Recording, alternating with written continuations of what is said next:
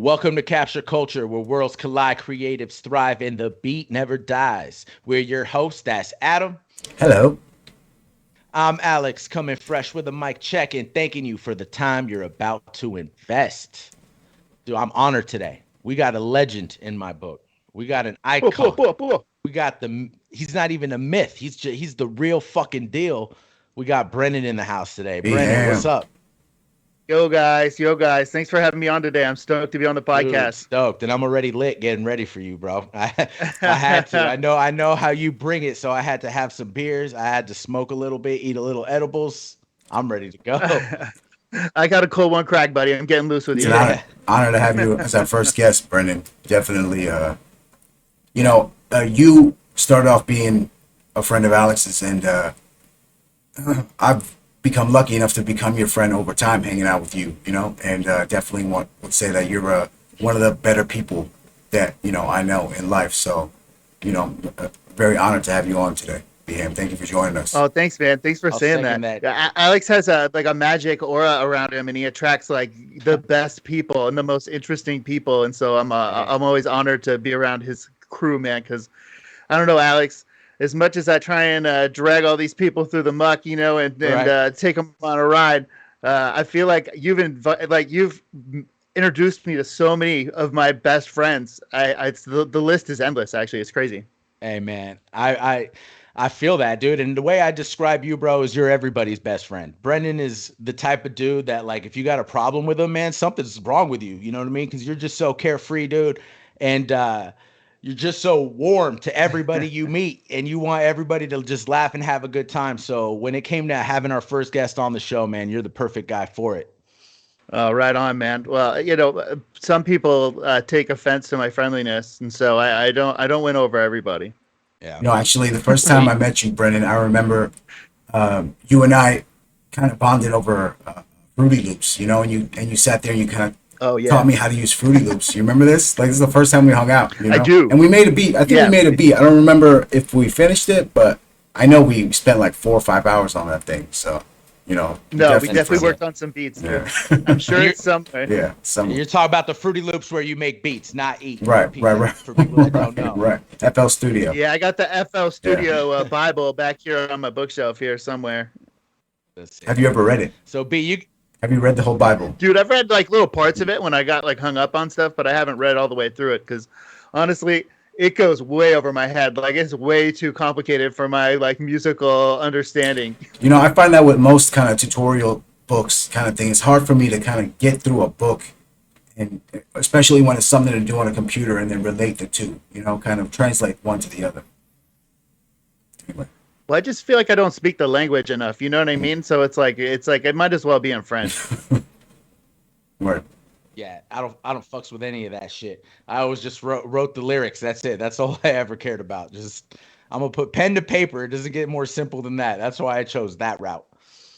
Working on the beats is the best, man. I remember when I told my parents, like when I was in high school, hey, I would really want to work on music. I wanted to get some turntables, a mixer, so all this gear, and they were like, absolutely not. Like you're not getting any of that. They weren't going to spend all that money, and so they bought me for Christmas. I asked for like two turntables and a mixer. They gave me this thing called That's DM sick. squared. DM squared is like two little turntables and a little mixer and some push buttons to make sounds, and you can build beats on this thing, and they give you a whole bunch of presets. And so I started like finding other different drops and different sound effects, and I was dropping them in and making my own beats and stuff. So it was pretty rad, man. I got it going for a little while there, but it was crude technology Oh, for sure. and extremely cheap. But it But would, that graduated into Cloud Kong though, didn't it? Cloud Kong is the SoundCloud, right? Yeah, man. I probably worked on music for like a year before I had the guts to actually release some and like let it out into the world and see what happened. Your beats are heavy, dude. Your beats are heavy.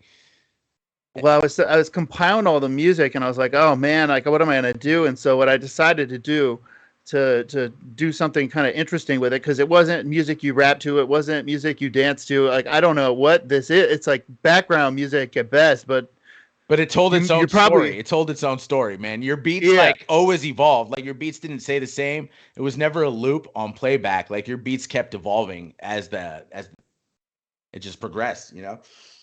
Yeah, so I released it all in like a soundtrack compilation, like in order from start to finish for like a King Kong movie, and like the way the flow would go of the movie and all the different stages of the movie. Like I love that movie; I've seen it a million times, and so I put it out that Wait a way, minute. and people were like interested in it, you know. So that was a cool way to kind of go about it. I released 10 tracks all at once, you know, like in a Yep. soundtrack You version. created a soundtrack to King Kong while you're playing the movie live, while the movie's playing.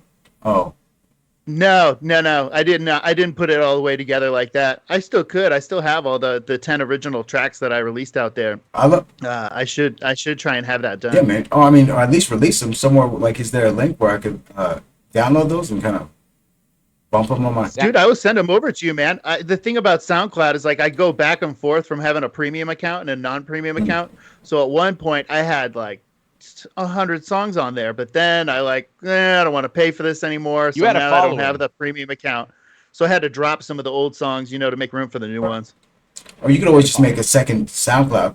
You know, make a an alternate account, and then kind of just make a playlist with all of them in one. You know, make a playlist with all of them in one little playlist thing, one little player. Yeah, I do have an extra alter ego on there, so I already have one that I could do, dude. I'm already working two You like channels. MF Doom kind of thing? Yeah, dude, that's what I'm going That's for. what's up. I like it. I like it. I So like Milton's. I like Milton's alter ego. Can you speak on Milton's? Who is Milton? Oh man, you know this is funny. Like this is why you like don't introduce your new friends to your old friends because all the old shit that you did starts coming up and like it creeps into your life no matter how far away from home you move. You know it. Digging in the what is the crates. story of Milton? Yeah, and I had well one of my I'm gonna crack a beer to Milton. yeah I would say like my last name is Hamilton and like Milton would be like the final letters of my last name, Oh, which is Milton. like Okay. conveniently just like Oh, Milton. my like like wasted guy name, you know, and you've had a few too many at him, and all of a sudden your like animal instinct starts to take over, and Oh, I you're know. still there, Oh, I know. you're present, but it's no longer you. And that would be what people in high school, some people who are punking on me would refer to as Milton, and you know, fair enough. I Uh, don't even know if it. I was probably being a little excessive, so I probably deserved it. When I got introduced to Milton, it wasn't even about punking Milton. You had to watch out for Milton. Like you couldn't punk Milton because Milton comes around swinging his arms like King Kong. Brendan's fight style. Me and Brendan have gotten in just Fight Club style fights outside with boxing gloves, you know, and it wasn't nothing out of animosity. But when you put the gloves on and you're drunk and you're swinging, you throw haymakers anyway, and Beham comes at you with like literally like an ape style. Cloud Kong just like lives within you for sure. You're a very primitive dude. You know, but it's a jovial. It's a Yeah, jovial kind of drunk. You know. yeah. I'm gonna take a shot just because you gentlemen took a shot earlier, and I'm gonna catch Oh up with no, you. man! Here, I waited for you, Mm. dude. Yeah, same, same. Mm. Let's go. Here, cheers. Cheers. Ooh. Whoa. Cheers, cheers. Whiskey. I feel like it's impolite to make a shot face on camera, Sorry. guys. I keep it real all the time. No, you're right. Where are my manners? What the fuck am I talking? Yeah, we might look back at that, and I made the worst one of all. Shit, I'm 36, man. 36 going on 36. Fuck it. Oof, yeah, man. I'm Yeah, I'm definitely regressing in maturity as I get older, for sure. No, you still rage, man. You still I go think, crazy. When I was thinking about your culture and what you bring to the table, getting ready for today, really the only word that came to mind was fun. Like that is what you bring to the table, dude. You're just always fun. You keep it light at all times, and I think everybody appreciates that. It's like a breath of fresh air. You know what I mean? man, that's why I try and keep it, you know, keep it fun, keep it positive. Like, let's go out there and do something every day. Is like a special day, right? Like, I just always find an excuse to make every day a special day. And sometimes you don't know till noon, you know, why it's a special day, but you got to come up with something. Right on, dude. Right on. On my special day, you were my best man. ooh, You were my best man. I was blessed for that, man. And I have a lot of good homies, Adam being one. and a lot of people. I've been blessed with a lot of good people in my life, and it was I want to say it was a hard decision, but it wasn't difficult because it was like Brendan's everybody's good friend. Brendan's got the best intentions, so I picked you to be the best man. And how did it feel giving that toast in front of a room full of like intimidating looking Arab men and women? How's It's that? good, man. I can't remember if my speech was before or after the sword came out, and they were like, everybody was dancing around it, and it got intense, man. It was a pleasure, man. I love talking to people. I love getting in front of groups. I've always enjoyed public speaking, whereas some people go, "Oh yeah, it's like their biggest fear or the biggest fear of people." I never felt that way. So when it's my time to shine, man, I try and get up there, have a good time, have fun with people. And Fuck yeah. dude, you're an easy topic to talk about, Alex. I love you, bro. All right. Okay. I call my brother son because he shine like one. Yo, we met in public speaking class. That's how me and Beham met. Me and Beham met in public speaking because of partly my loud mouth. Surprise, surprise there. My loud mouth. I was just talking about like smoking weed, hip hop, whatever. In class to my classmates who I knew from high school as well, right? And Beham hit me up after class. He was like, "Yo, Ken, I want to smoke some weed, man." In so many words, that's how we met. It was over weed and trying to get He walked up faded, to you. and that's how. Yeah, he came up to me, and like I said, because I had a loud mouth, he just knew I smoke weed because So who had the he bud? just made it Who had the obvious. bud though? No, I had the You bud. Oh, had, He was Alex smoking. you did. did. Yeah. I just moved to Orange County like within like I don't know, it's like a few weeks before that. And I don't know. I'm like, who do I ask? I'm like, that guy in speech class has definitely got some. I mean, Yeah. he might have partaken before speech class. I'm not sure. Ex- You were plugging your hip hop show with Michael. Every chance I You were got. pumping it every minute, man. Like every day. At the end, it was like the teacher would release us for the night. All right, have a good evening. It was a night class. Yeah. Yeah, it Alex was. always got the last word. You'd be like, "Shut up, puppets." Like Yeah, man. it's Shadow ridiculous. puppets. He asked You you to just say It shadow was funny. puppets Like every in yeah every class. speech was every so day. it Every day. was so awesome. Every speech I got, like when I went up, I'd plug the show, the upcoming show that we had Somehow. coming up into it. And the teacher really did have like enough of it. He was like, "Yo, don't do Yeah. that in your next speech." Like, Yeah. but I did it anyways. And I'd always plug the show. That's fucking funny, dude. And Uh, so B comes up to me after class one day and he wants to get faded. And he's just a cool guy. I don't know. I like to think that I could sense people's energy and I could like just feel if I could trust somebody or at least want to kick it with them. So I was like, yeah, man. And we ended up going to my parents' house where I lived at the time. And I don't like invite anybody over. So it is kind of weird. Like but he came over, we blazed and we freestyled. And that was the first time we ever kicked it. And he's like, crazy white boy just freestyling, dude. He has his own style and swag, and it was cool. And I was like, who the fuck is this kid? Like, seriously, that's who I thought. I was like, who the fuck is this kid? And that's the story of Hamilton, dude. Rap music brought us together, 15 brother. years, rap music and weed, dude, brought us together. He did a show with me, dude. Brendan, you seem more of a like a underground artist kind of feel. Like I feel like you would appreciate more underground kind of sounds, as opposed to where Alex is a little bit more I don't know, mainstream. Like he likes the top 40 type stuff. I How like Yeah, it all. No, I was listening. I want to clarify that back to B, but I listen to underground. B-hand knows that. Yeah. My knowledge of underground is vast. your knowledge of underground But comes from me, or nah, present day underground comes from you. I don't listen to present day all underground. right. But I Well, was that's what's talking underground though. That's what's underground. in the Because 2000s. present day All underground right, anyways. in the future becomes mainstream. That's that anyway. But so how easy was it, like, or like what if rap music brought you guys together? Like what kind of, or what artists did you guys bond over at that time back then? Oh man, it would have definitely been the classics from the mid '90s. I mean, that's what we were into, So it was like Wu-Tang Clan or KRS One or Jedi Mind Tricks Oh, I or love Jedi Mind. Oh, Good one. all these just rad MCs. J. Rue, the Damage. mm. They kept it real back then, man. And I really loved the hip hop culture of that era. And even though I was a little young at that time, it caught up with me a little later. As soon as you could start downloading music. I went. I Crazy. went way back, man. I started with '80s hip hop. Like that's what I was into when I first started to get into hip hop. I was listening to Grandmaster Flash and all these old school, MCs and that it was like disco. Is it funk? Is it hip hop? I don't know, man, but I like it. It was fun, and I love that music. Curtis Blow, all these dudes that like pioneered it. I was really interested in that at first because I thought, the only right thing to do if I was going to get into hip hop, I wanted to go all the way, and I wanted to start at the beginning before I moved on to the end.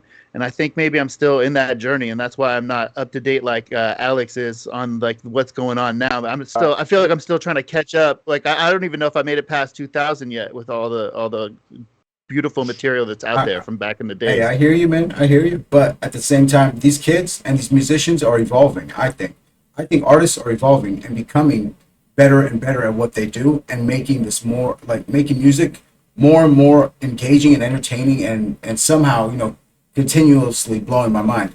But yeah, I think these new artists are definitely very talented as well. A lot of people don't give them credit, but they're doing it right. I feel. First time I went to Beham's to kick it, he was playing ASAP Rock. ASAP, is it ASAP? No, what, ASAP Rock? Say ASAP He's Rocky. Aesop. He's Aesop. ASAP Rock is ASOP. different. ASAP Rock, ASAP right? Rock, Yeah. right. No, I know ASAP Rock. I haven't listened to him in a while, but he was playing. He was on that type of shit, like crazy lyrical type Rhyme shit. sayers types. Rhyme We were sayers like freestyling to like Yeah. Deltron and all kinds of crazy shit. We used to freestyle all the time. Me and B always just fucking shit up. We made a song called Bridge Building. Dude, this was so dope.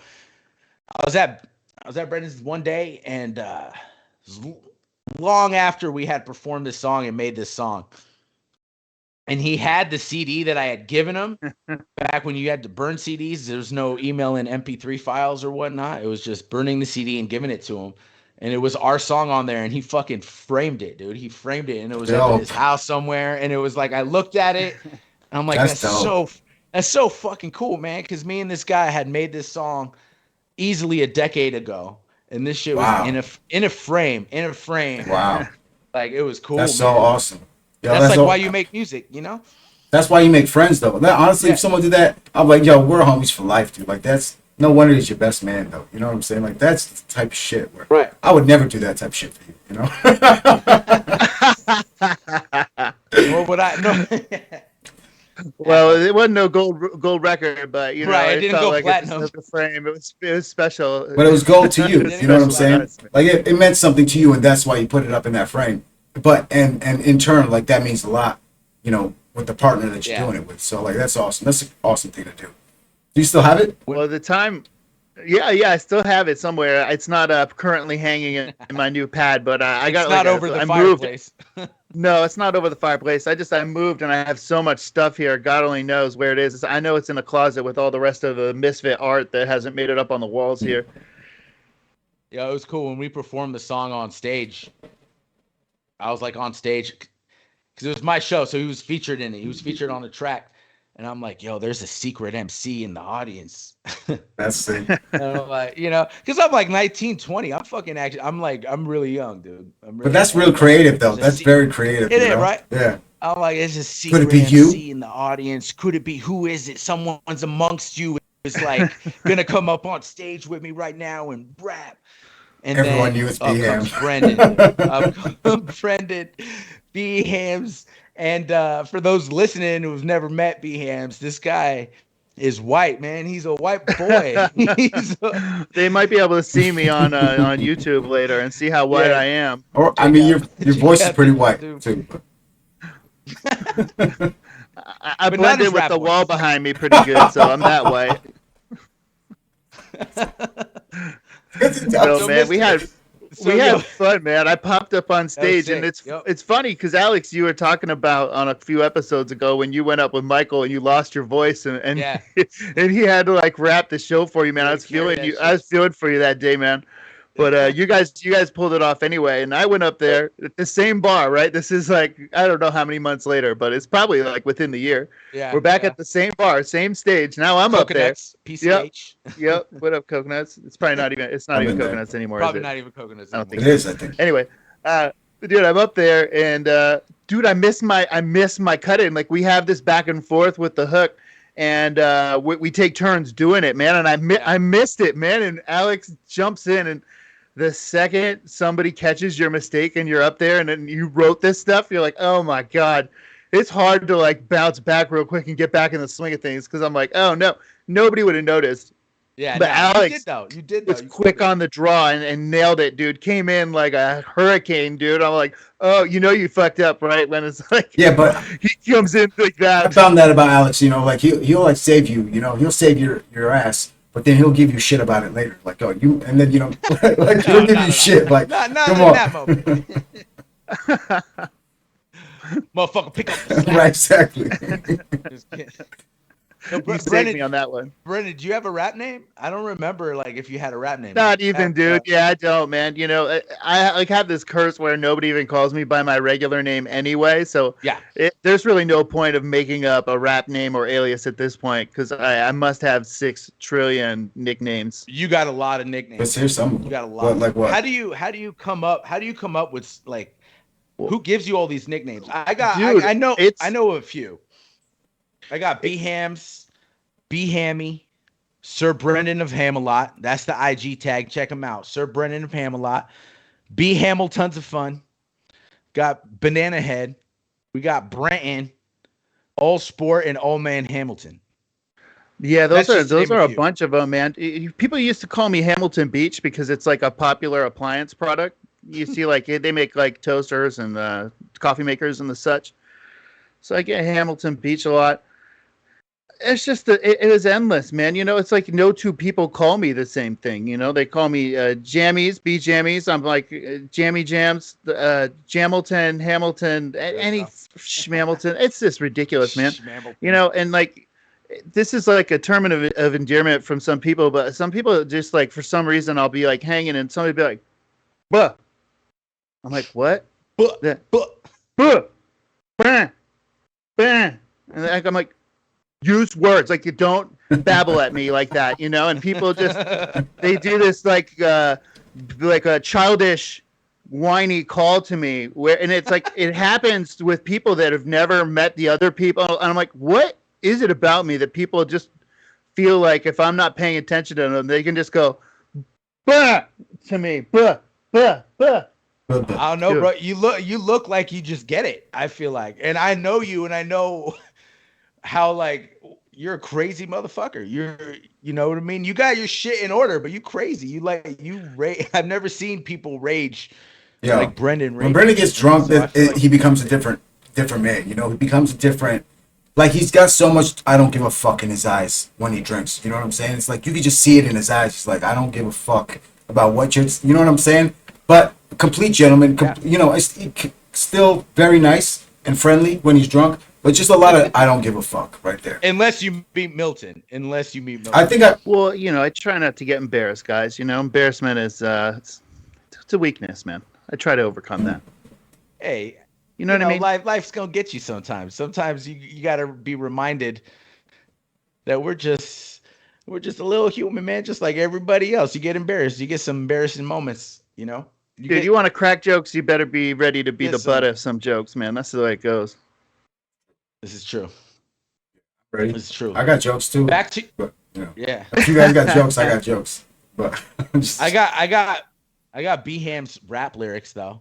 Back on that. I went back and listened to the song, and the song is fucking dope, first of all. It's sick. I might attach the song to the end of this episode. Oh, play it at the end. Or you should play it right here. Like if you're editing it, you should play it right here. You know. Nah, that's cool. I'm gonna leave it to the end so we just ride with this shit. But here's some rap bars from the legendary Brennan. He says, "No life for low lifes who know no right science." Can you explain that? There's no life for low lifes who know no right science. I mean, it says it right there, though. I mean, it's all right there. Oof, It's like you don't. that's crazy. Yeah, man. I feel like that lyric like chimes different to me these days because of like what's happened over the last couple of years with like I think people have done the term science dirty.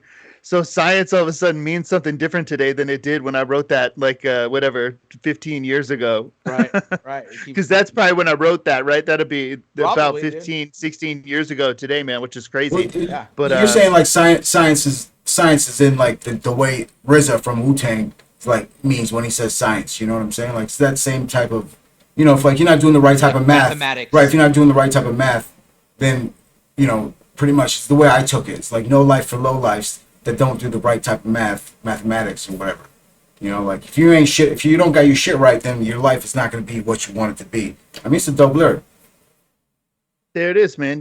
That's the point of the song. I think, the point of the song is like, get your act together. Don't be a scumbag. It was, yeah. Don't be fake. I got another one. I was an '80s baby, then a '90s child, which made the millennium man.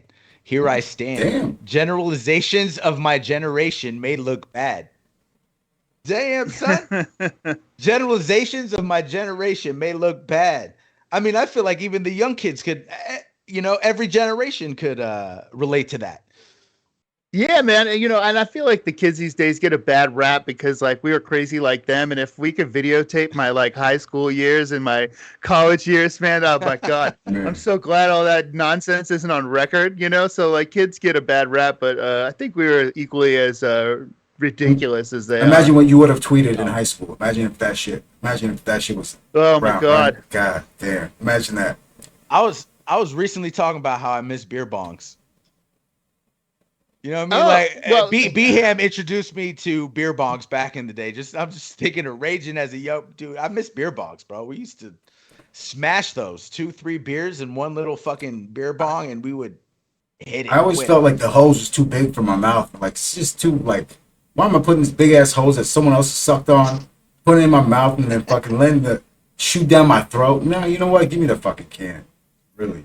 I've done a couple of like ridiculous beer bongs, man. Like we've all done the octopus, right? Where they got the big one and then everybody gets a hose. But I That was sounds at this freaky deaky. house. I I've was at never this done that. house one time where they had the hose and it went all the way down the banister. It wrapped all the way down from upstairs to Awesome. downstairs. So you had to drink the beer downstairs, and everybody pouring the beer was at the very top of the stair set, and that's where the top of the funnel was. And then I did one off a roof one time where they stood up on the roof and they poured it in the funnel up on the roof, and you're just down in like the driveway taking the beer all the way down. Question. That's Uh, awesome, Question. dude. Have you guys ever done a body shot off of a chick that you didn't know? I have to That's it. say positive. Yes, affirmative. I have done that. Now, is it an obligation? Because I've seen it. I've never done it. I've seen it happen. Is it an obligation, or is it implied that you're gonna kiss the chick right after you do the body shot? Because it seems like they always kiss the girl afterward, and it's like, is that standard procedure? As I recall, no, that was not the way that I did it. But I probably was afraid to look that girl in the eyes. So, and I'm not sure if I had the courage to go and kiss her after taking a shot out of her navel area. Now, do you think a chick like that would allow such type of juices to be sucked out of her navel? Now, I mean, she probably wouldn't mind a kiss. She's probably a little bit loose in the I mean, you need a chaser. right. Oh, that would Yeah. be Get a chaser. I mean, some people don't need a chaser. that would have been a good. That would have just been a good excuse if she Chaser. turned you down. And be like, I just wanted to chase her. I guess Like, I just wanted a chaser.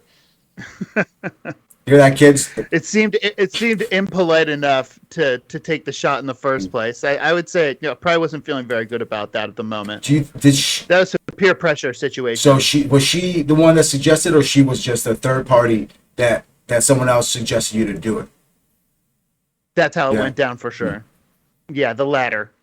Interesting. Brendan, what's your favorite drinking game?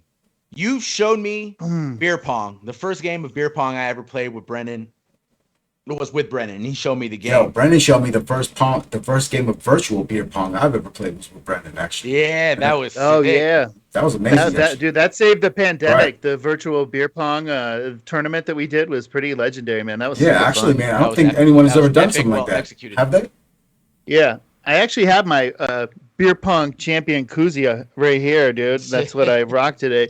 But as much I fun got as the beer woo. pong is, man, I love beer pong, but I love I hate I hate how much of a spectator sport is, and I don't like when people are just standing around Right. waiting to get involved. So I like drinking games that involve everybody, right? Fuck yeah. Fuck yeah. I So agree with that. my favorite one, and this is a game. It probably goes by many names. I don't even know. I learned it like from as a kids game. You know that we just like morphed into a drinking game, and it's we call it the animal game, where you make a drum beat on the table, and then you got to like do your symbol. Maybe you're the shark, and then I'm Okay. gonna pass it on to Adam. Adam's the moose, right?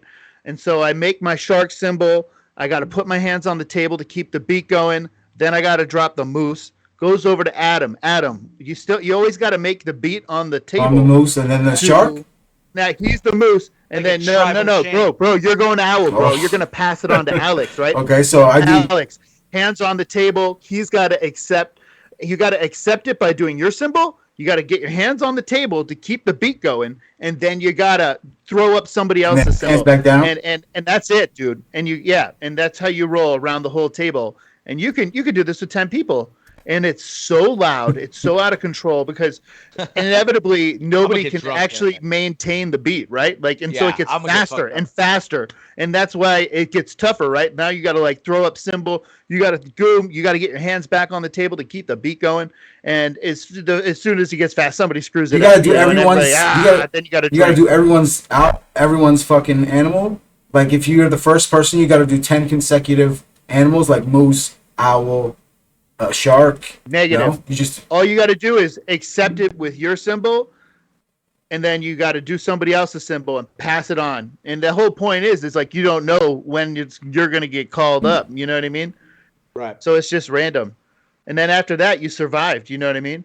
But whoever has been symboled is in the hot seat to deliver the goods, or else they're drinking. And people screw up all the time. It sounds simple, but as soon as you That's get the going best part. fast, and it's the loudest, craziest game you've ever played.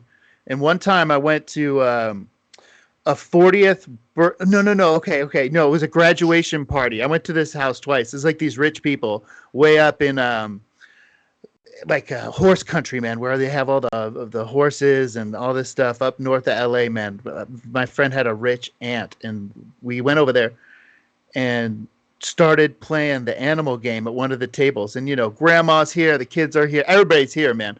Both of her parents are there. They're divorced. Like they've been divorced. They're both in the game, right? I got mom, I got dad, I got everybody drummed up. All the degenerates at the party are like, yeah, I'm playing this game, and we played for hours, dude. It was ridiculous, man. And all the old people were getting in, all the young people are getting in. And that's what I like about drinking games, man. Let's bring people together, have a good time, Yes. and have some drinks while we're at it because we're all drinking anyway, Be merry and have some fucking fun. That's right? why that's why I love Flip Cup too. I love Flip Cup Yeah. for that same reason. It gets everybody involved and it gets crazy and people start screaming and yelling and it gets competitive. And you could just add as many people as you could fit to the table as long as it's 50-50 and it's fucking fair. Flip Cup's definitely one of my favorite fucking drinking. Well, there's different kinds of drinking games, guys. There's drinking games where we're going to make a mess, or there's drinking Yeah. games where we're going to make like a lot of noise, or there's drinking games where like I don't care about tomorrow. I don't care about the day after that. I don't care about next week. There's just different levels Blackout to drinking drinking games. games. Have you ever thought about actually turning that into like a book, like 99 drinking games or something like that? Or, Oh God, I'm sure it's been done, oh, man. All these. I should start making like stupid college posters to sell in college like bookstores. Maybe that would be better. But I'm sure there's a million of those books out there. I don't have any special drinking games. I just like to bring up opportunities for drinking games at the most awkward times. Like I want, if we're having some drinks, why not make a game out of it? Right. So Brennan, you are a fan in a legendary fan base, I'd say. They got a name, they got an image to protect, right? Brennan, this fan base is fucking crazy. This fan base is known for going through tables, right? Just raging the most epic tailgate parties. just the craziest fans you could imagine, and a fanhood that just like draws you in and made me part of it, and I'm in it, and now I'm a fucking fan. Right, Brendan, where are you from? What team do you fucking rock? I mean, I rock the Buffalo Bills for many reasons, and I love the Bills. I grew up going to the stadium, parking in the mud, way out. I was really fortunate, man. My dad had season tickets through his company. He was a sales manager, so it was his job to entertain people coming out. And so we had a bunch of seats way in the back. I mean, they were not good seats, but we would tailgate out in the You were muck there, baby. like all the time. There were seasons where I made it to every single home game. So I went Oh out a yeah. lot. I had a lot of fun. You know, when I got a little older, we would wait up, let everybody go into the games, then we'd steal beer out of people's pickup trucks. You know, we'd take a couple of beers out of this, cooler and that cooler, and sneak in some beer skis when I was a younger fellow. And we just had a blast out there, man. It was a fun time, and it's a great team to root for. Dude, And No, Bills it's not. Mafia is fucking crazy, dude. Bills Mafia is crazy. It is a great team to root for because they're always the underdog, and who doesn't love a fucking great underdog story? And Brennan, I remember I'm a Giants fan myself, and I've always kind of felt like boo. the Bills have been like the Jets, almost like a brother, almost or a sister team to the bigger New York team, the Giants, right? Um, Now I remember when the Bills made the Super Bowl 4 times you know, in a row, and lost every single one, right? yeah, that's I true, mean, Adam. that's That's a fact. stigma. And one of those was to the New York Giants. Fuck you, Adam. Well, but now the thing is though, Fuck you, no. Adam. But how I feel like a team that let me down 4 times, right? 4 times, and then still haven't gotten back since. I mean, look, I'm a Knicks fan, so I understand what it's like to root for a team that just disappoints you over and over and over again. But the Bills, This last playoff, I was with Brendan, man. We had a fucking great day, getting lit, grilling up some steaks, and this fucking last playoffs versus the Chiefs, the epic coin toss that lost the game. That game was one, it was amazing. And in a nutshell, if you want to know, I feel like what it is to be a Bills fan is like that game right there. Is it wasn't even fair. You know what I mean? And how much how, Yeah, how, man. that shit how hurt. much of those Super Bowl losses though still resonates, still hangs in a black cloud over the team or over just the fandom. Well, I would say if you've ever spent a lot of time in Buffalo, it's genuinely and generally cloudy there, like all the time anyway. They get a rare bits of sunshine. I'll just start right there, man. So there is always technically a cloud over Buffalo. But the people there are really resilient, man. They're really great people. I enjoyed growing up there. And I think it just makes everybody stronger, man. It's a city that's lost all kinds of industry and business, whether it was car plants or air bases, all kinds of business. I mean, there was a time in a history where Buffalo was rivaling New York City. I mean, as far as when everything was being transported by water, Buffalo was the next natural step coming out of New York, coming from the ocean, coming from Europe to access the main United States. And so it's just a city with a lot of great history, man. It's a beautiful city. The people there are immigrants through and through, man. You know, you have like your Italian sections, your Irish sections. You have all kinds of cultures there, man. And it's a fun city to be from. They're friggin' animals, man. Like you go out, like these people don't mess around at these games, and you see the videos and you see all that. And when I Bills used to Mafia be is a Bills crazy. fan, like we weren't called the Bills Mafia when I used to go to the games, man. I would just go, and that's like what we did. Were we smashing tables and lighting them on fire? Not over in our particular area, but it was crazy. And when you would get up, usually like the closer you get to the stadium, the wilder it gets, right? You're walking up. It's just like there's louder music, there's more people. All of a sudden, they're dancing on top of the RVs. You're like, oh, it's getting real up here. And then right at the edge, there was always this old mailbox truck that was all billsed out. I mean, people had these vehicles that were just billsed out 100%. They were just strictly for coming to the game and partying. And these people would line up Crown Royal bottles along the street as they would drink them. And by the time you get up I there, love man, Crown. for the game, there were like 20 bottles. I mean, they were a pound and a pound. Yes, sir. And they probably parked there on Saturday night and started drinking and making those bottle stacks. I don't know, man. Like, going to a Bills game is like going camping for the day. It's just out there, man. It's probably the furthest stadium away from the main city than any other NFL stadium, I would imagine. No, Yeah, I love Bill. I love Bill's Mafia, man, and I love the vibe of it. And it's just so much fun. The only game I've ever been to was a Bills versus Broncos game, and I traveled with you. We went to Denver to catch the Bills versus the Broncos, and it was just so dope, man, to see what the NFL's about and how fans travel for teams and how the whole city and the weekend where that game is being played is just like vibrant, you know what I mean? And there's just NFL fans all over, and you're seeing the teams, and game day is special. And like you realize why the NFL is special and like game day is special, you know? And because like the NBA, MLB, they all got games, like several games during the week. The NFL, you get one game. You know, you're going to have 8 home games, 8 road games. They just added 17 games, but and you look on the schedule and you look where you want to go, where do you want to travel? And we went to Denver and it was fucking lit, dude. It was lit. Me and Brendan got on the airplane at like 6, 7 a.m. And it's vacation to us, so we started ordering shots right away. And the stewardess is looking at us, and they're like, "What the fuck? You guys sure you guys want shots?" I didn't even realize. I forgot it was 7 a.m.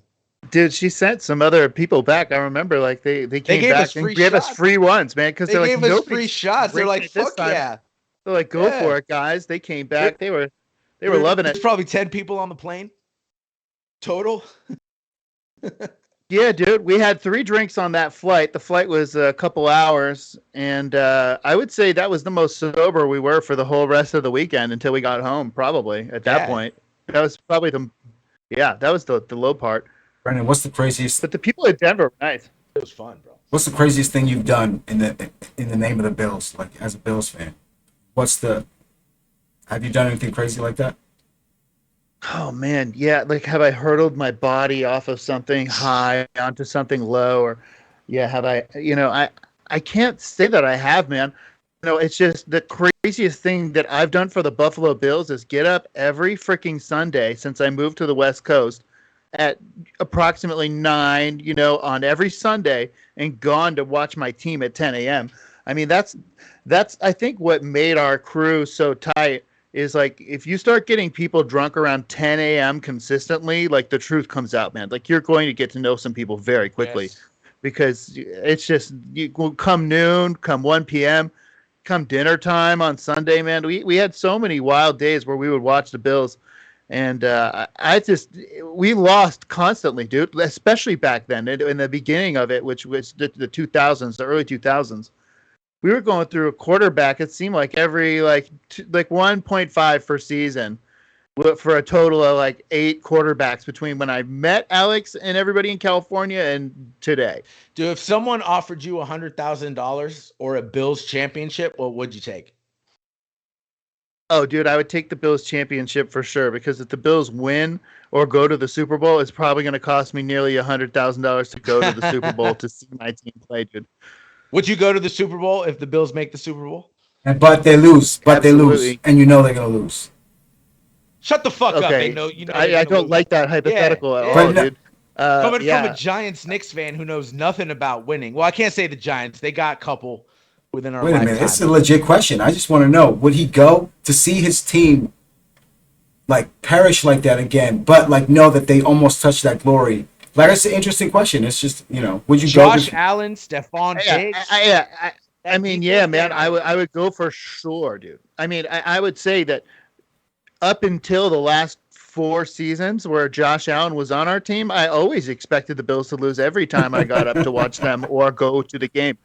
I would go to a road game or two every single year. So, yeah, I would go. That's a real fan. I want to go see my team. That's I've seen Josh Allen play several times, man. He's epic. I went to a game out in Minnesota at their stadium. Their stadium is like it looks like a giant ship. Yeah. And when you're rolling in, there's like these They got the drums going. It's like this seminal like experience, dude. They're chanting, and you're like, This is gonna be bad, man. Like Minnesota was pretty decent that year, and Josh was still kind of coming into his own.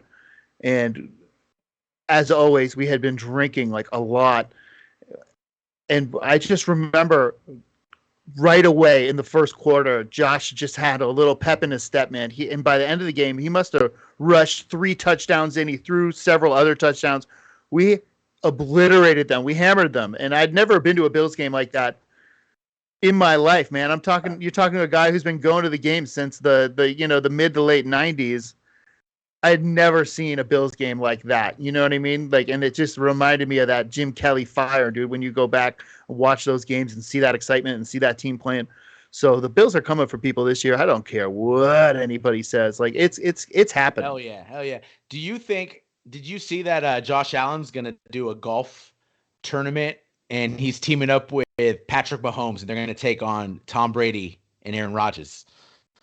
What do you think? I love this. You love this? What do you? I mean, Josh. Yeah. Why team up? Why team up with the fucking villain, man? Why team up with the enemy though? Like Patrick Mahomes is sick. He's a great fucking NFL quarterback. We all know this, man. Fuck Patrick Mahomes. Friends, man. Josh though, Allen. Man.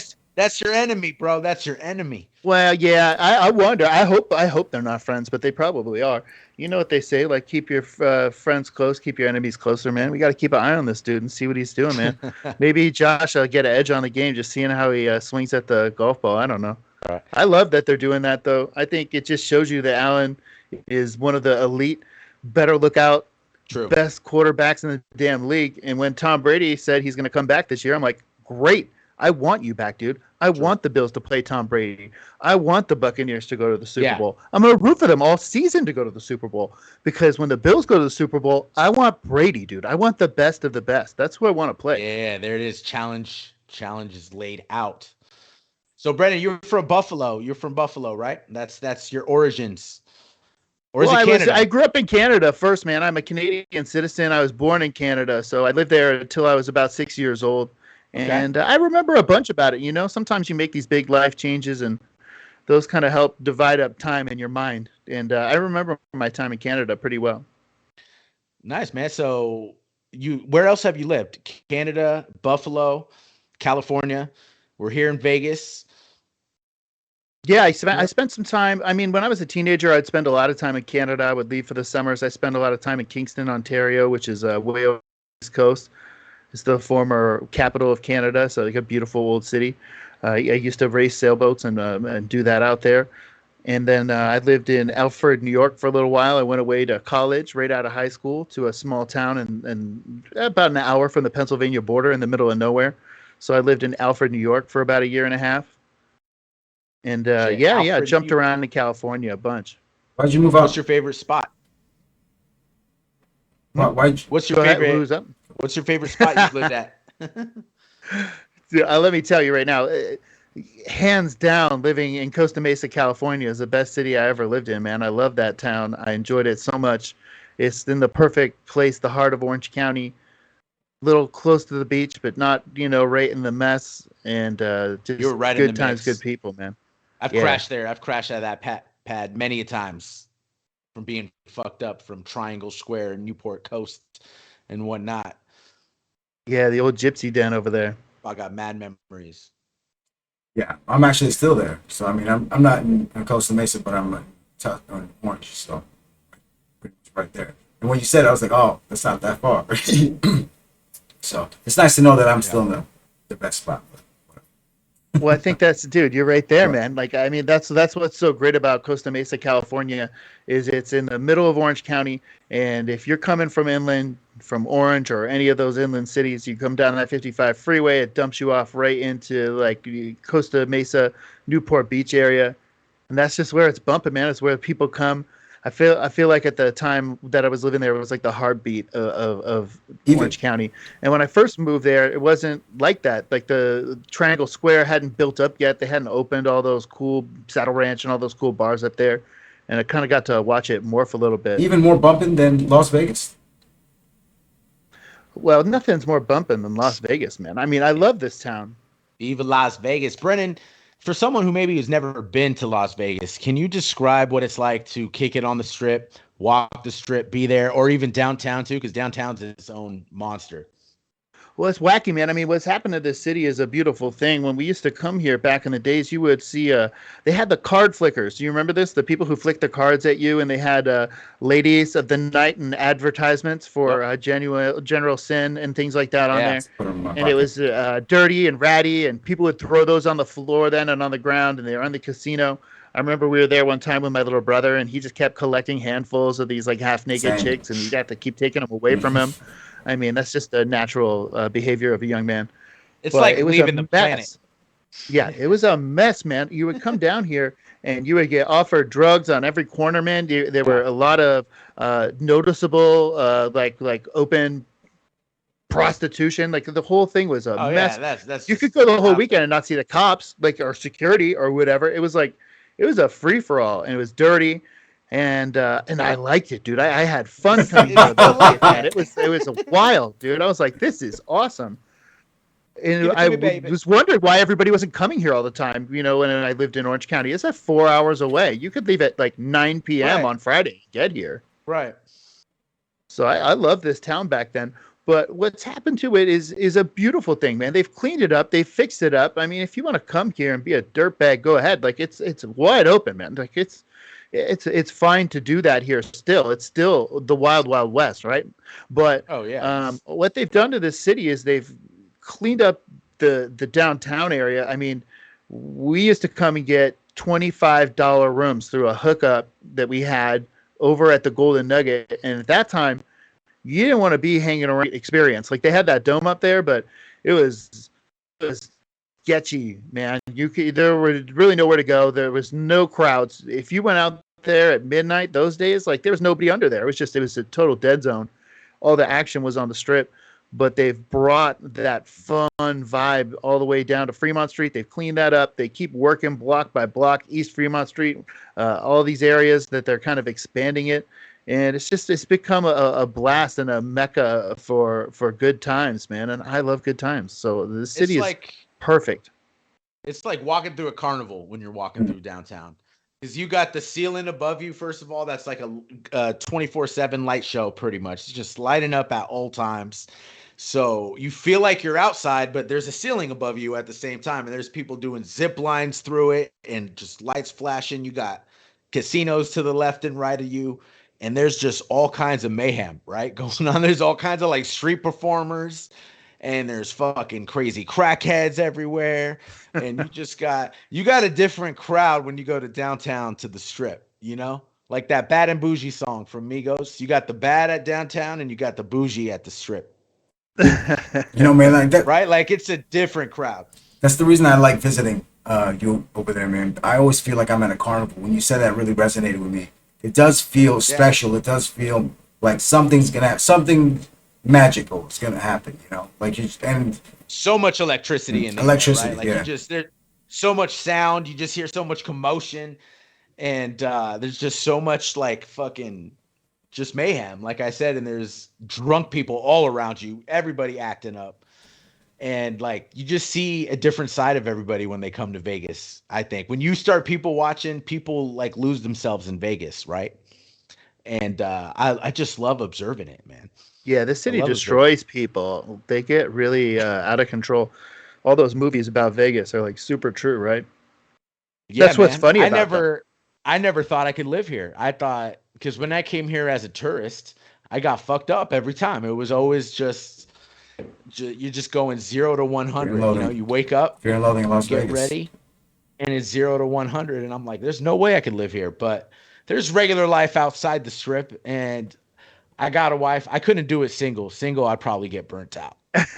Well, we moved here at the right time of our lives, right? Like we had We our did. stuff together. We kind of wind down some of that youthful energy that we had, and so this is a better time to be here. Yeah, I think yeah. moving here in our 20s would have been a terrible, terrible mistake. It would have been.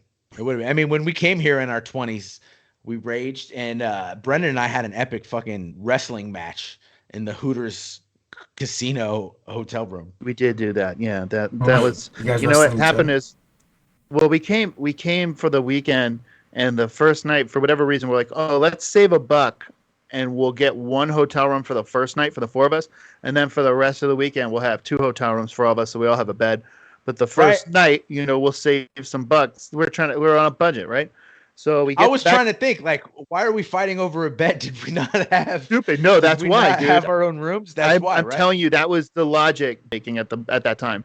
And so we get back to the room, and there's two beds, four dudes, and Big Benjamin. I go. All right, we're fighting for beds, and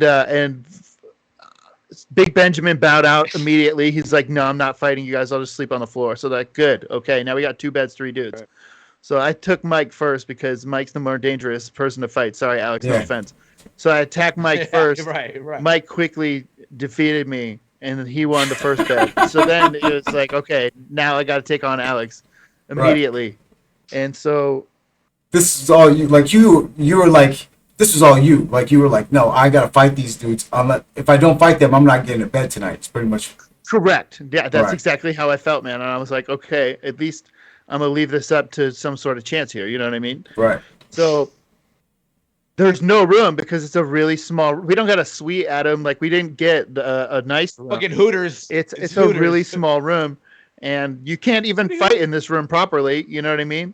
And so Alex, out of frustration, because I was in his face in a very aggressive manner, he decided he's just gonna pick me up because he doesn't know what to do with me. You know what I mean? So he's like, "All right, I'm just gonna pick this dude up for a second." I don't want you over here, so I'm gonna move you over there. Then he started spinning in circles, and then he just dropped me into the air conditioning unit, which came out of the wall, and it cut a chunk out of my back. Oh shit. A noticeable wound that happened. I have never seen colors like I've seen spewing out of his wound that night, dude. Yeah, it was bad. It was like this pus coming out. It was bad. It was funny because like we're fighting and we're wrestling, but the second I noticed this too, like we just stop. I'm like, oh, yo, bro, you're bleeding. Something's happening. Yeah, it was not. Because this is my boy. We're just fucking around, but I ain't trying to fuck him up. Well, that's not entirely true, Alex. So at that point, I'm like, okay, I lost. He gets the bed or whatever, right? Like I'm bleeding now, so He gets very competitive too. Like, he's very competitive. I lay on the floor, right, to go to sleep, and Alex is sitting now he's got the bed, and he's talking like about how victorious he's been, and he's saying stuff about my family, and he's saying things about questioning my manhood. Yo, He's like talking. It's like 9:00 in the morning, man. Like I'm just trying to go to sleep on the floor, like bleeding like a gentleman, right? So I forget this, man. I'm like, something's gonna happen, dude. You keep saying the stuff, something's gonna happen, And so I got up and I picked up our cooler that was like mostly like just melt water and like some beers at this point because we drank like everything we brought basically except for whatever. I just dumped the cooler on him on the bed. I was like, good. Enjoy your bed, dude. Good. Here's a bath, a nice bath. And I poured he's getting hit with cans and bottles and ice cubes. And, so I ruined the bed for him. So he had to sleep in a wet bed. But he's got a scar still to this day. Oh, I do, man. When I woke up, I had to like peel my back off the floor. It made like a sound. Dude. And it's at a Hooters casino, some nasty ass casino, bro. Like you were laying on the floor for a second, and then you're like, "I should go get some medical." Dude, I went down to security when we got up around lunchtime, and I went to them, and I'm like, "Hey guys, do you have any first aid type resources?" And they're like, "Well, yeah, like what's going on? Like, is everybody okay?" Like, it's their job to find out what's going on and report, right? And they're like, "Are you staying here?" I'm like, "No." They're like, "Do you know somebody who's staying here? Are you with somebody that's at this hotel?" I'm like, "No." I'm like, "Are you guys going to help me or not?" And they're like, "Well, what's going on?" I show them my back, and they gasped. And I didn't even know how bad it was. And they immediately like retrieved some like tape. It was nasty. Some gauze and some alcohol and some other stuff. And I took a gash about 5 to 6 inches. It was probably like the size of your. And you let him go to sleep after that? Ring finger. Yeah. Oh yeah.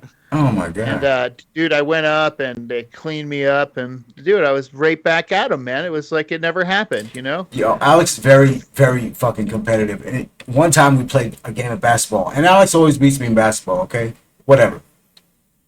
One day, okay, I had him, and I was close to beating him. Okay.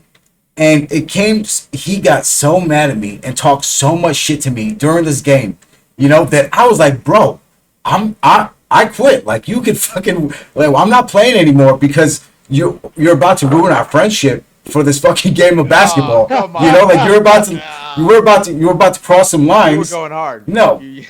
And you know, and I pretty much forfeit, but I know how competitive he is, and I know how much shit he That's a talks lot. to, even during like 2K. He talks all this shit all day long, you know. So I can imagine throwing a cooler on him because he damn well deserves it sometimes. We've had some epic battles, man. It's been fun. Uh, that's Vegas, though. It brings it out of you, man. It brings you out of you. I'm gonna take a shot for that too. Yeah, I'll And take a before, shot before with you, man. I'll let's take one take a too. Hold shot, on, man. hold Let's on. take a shot. Yeah, I would say that Vegas doesn't necessarily just like I think we were at the time that seemed like a very logical choice. It did, right? So we're gonna take the shot. I'm gonna ask you a question. We'll take the shot. You can ponder the shot, man. But All right, let's do I it. want to ask you for someone coming out to Vegas, what are your tips to having a successful Vegas trip, a Mm. Las Vegas weekend? What are your tips? Cheers, gentlemen.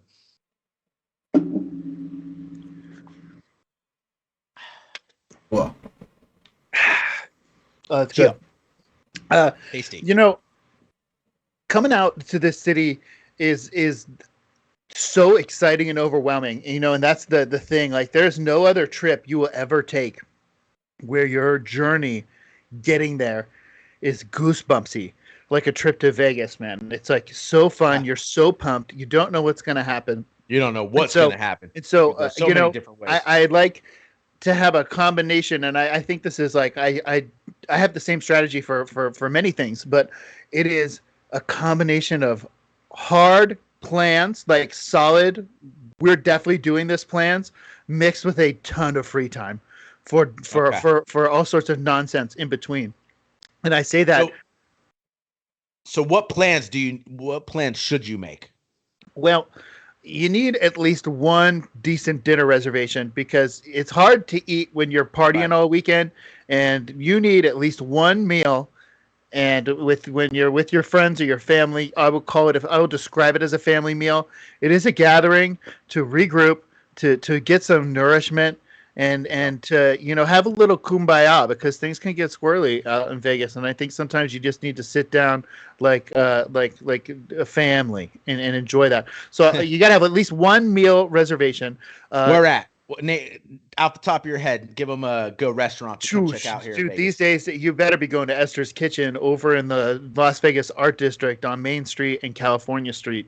That's where Nice. you go, and you got to make your reservation ahead of time, of course. But that is There you go. the best and delicious food. So Estes so you're Kitchen. going to Esther's for dinner. Um, Now, I think you should go to a club. Like I love going out to a nightclub at nighttime because obviously I don't tan much. I don't look good in a bathing suit, guys. So I have no business being at a day club at noon, hanging out in the swimming pool. Like that's not gonna Those day happen. clubs, man, they don't speak to me. You know what I mean? The idea of being out in the heat in the sun, surrounded by a bunch of people in water that has everybody's jizz and drinks and shit in it. It's It does gross. being hot, being dehydrated because I'm probably rolling, I'm probably drinking, I'm smoking, we're having a fucking good time. Day clubs don't sound that well, doesn't appeal to me. are there girls there in bikinis? Of course, Well, of Sure there are. course. right. That's what the appeal is, though. But if you, I could see that. I could see that. I like the But nightlife, you're gonna baby. get skin. You're gonna get skin all day, every day in Vegas. Who are you talking about, man? I mean, when you're just in Las Vegas, you're seeing titties, ass, skin, flesh, legs everywhere. It's all over. It's You, just you go out to the in your nightclub and you face, can baby. use your imagination a little bit. It's a beautiful thing out at the nightclubs at night. And the thing is, if you go to that day club, you're not going to make it out. I feel like Vegas is a marathon. I want to be out all night doing the things, seeing the nightlife. And if you go to that day club, it never works out, man. If somebody tells you that they're like, "Oh yeah, we're just going to go to the pool club for a little while over at rehab at the MGM or wherever the heck that is," and they're Right. out all day. Those people are not making it out tonight, guys. That's not happening. Like they're going to be spun, You sun get so poisoned, fucked up, dude. alcohol poisoned, and everything by dinner time. Yeah. But I love going to the nightclubs, man. There's so many good spots. I've been going to a place called On the Record a whole bunch, which is over at the Park MGM, which is a cool spot. But I've been to all these nightclubs. I just like to dance, dudes. Like that's just what I like to do. I don't look like I have some serious moves.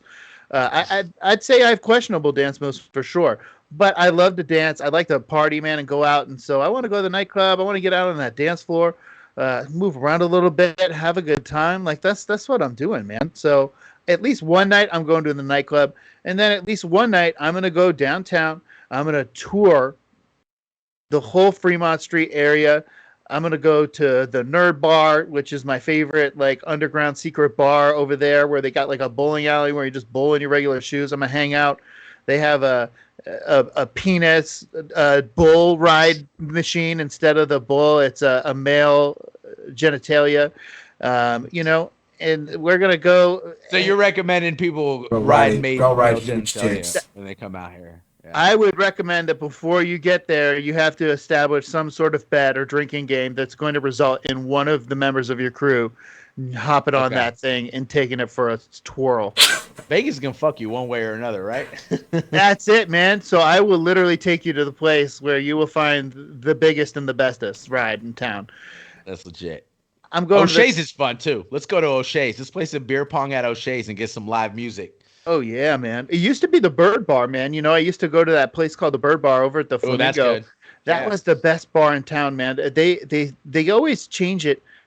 Why? 50 cent Why is beers? it? Well, is that what it was? Yeah, I think it was 50 Right? cent Like happy beers hour was for 50 happy cent hour. beers. It was like just for 1 hour.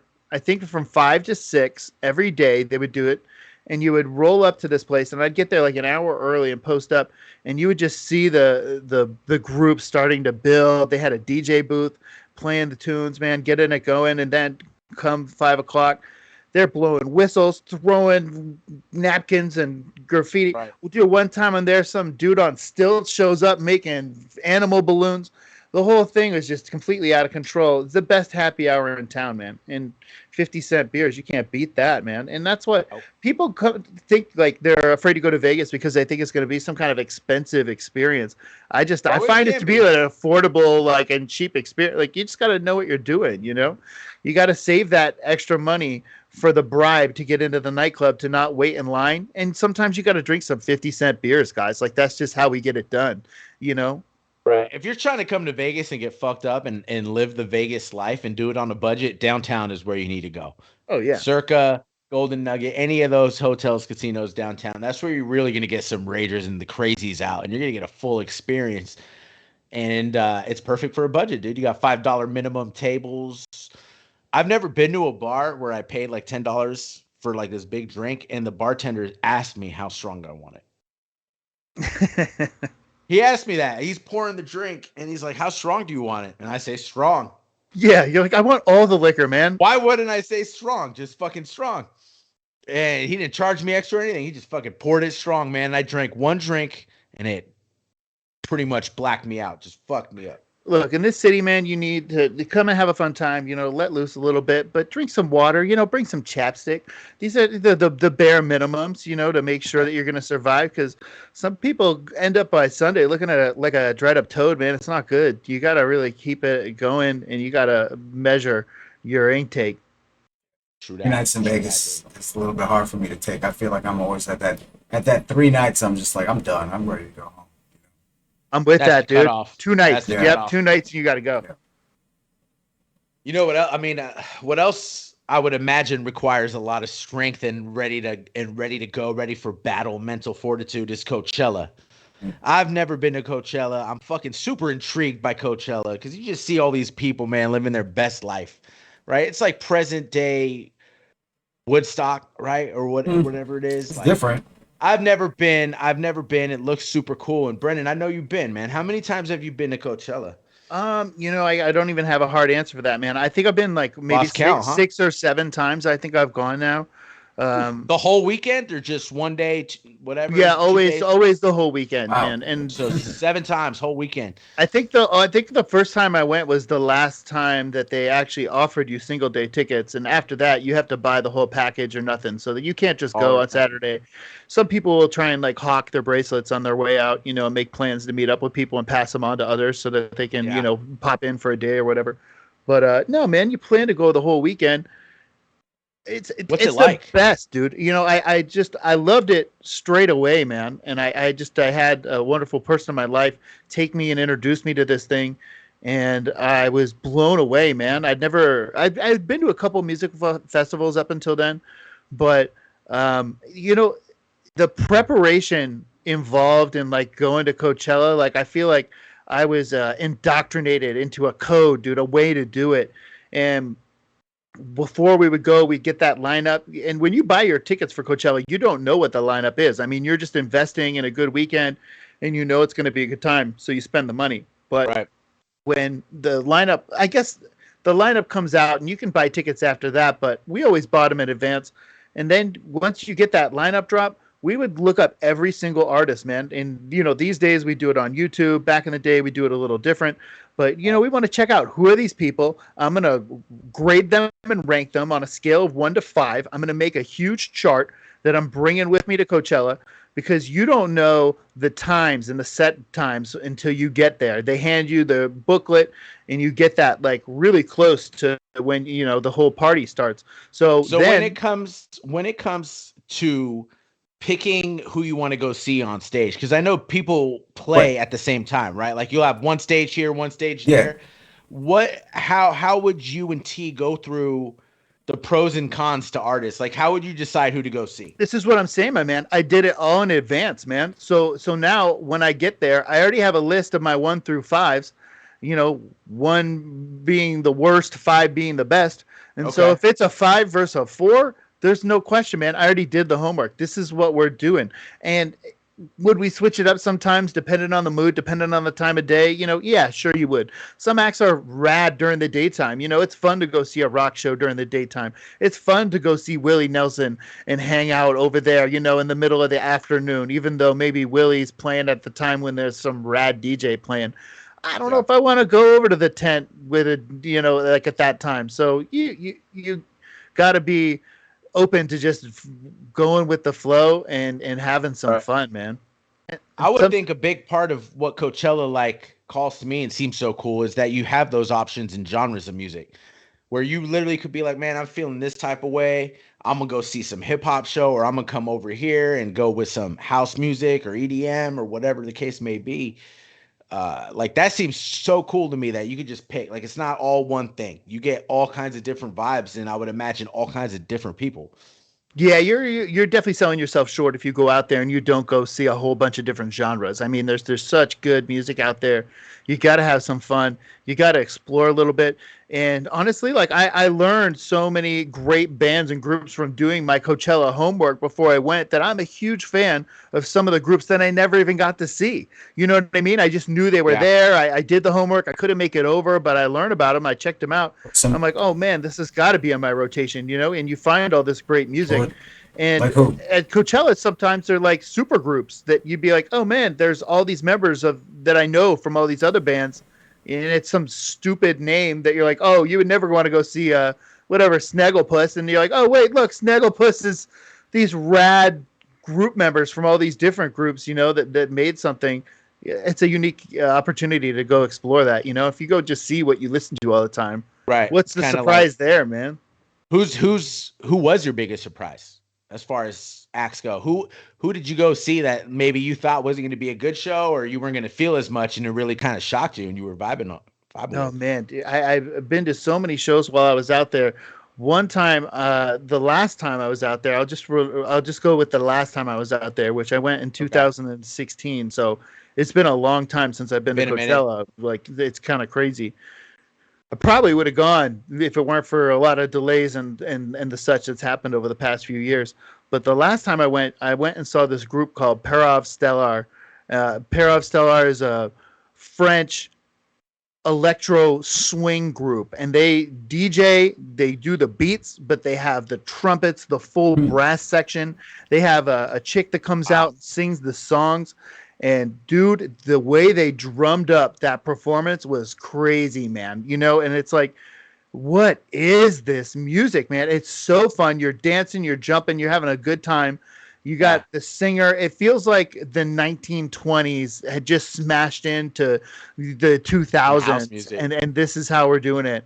It was the best show that I saw at Coachella that year, man. Parov Stellar Let's check that is out. is the I've jam, never man. even heard of them. Yeah, I gotta check it Oh, out. so good, man. Yep, so good. So that one really blew me away last time I was there. When you go see an act, are there things you're looking for in an act? To you, what makes a good show? Oh man, a good show's a good crowd. I mean, I depend on the crowds. I hate to say that I judge a stage by the crowd, but if you're walking down the row and you see three tents and one tent's got three times as many people or 10 times as many people, where are you going to go, guys? I don't think I have any kind of Interesting. special music knowledge, man.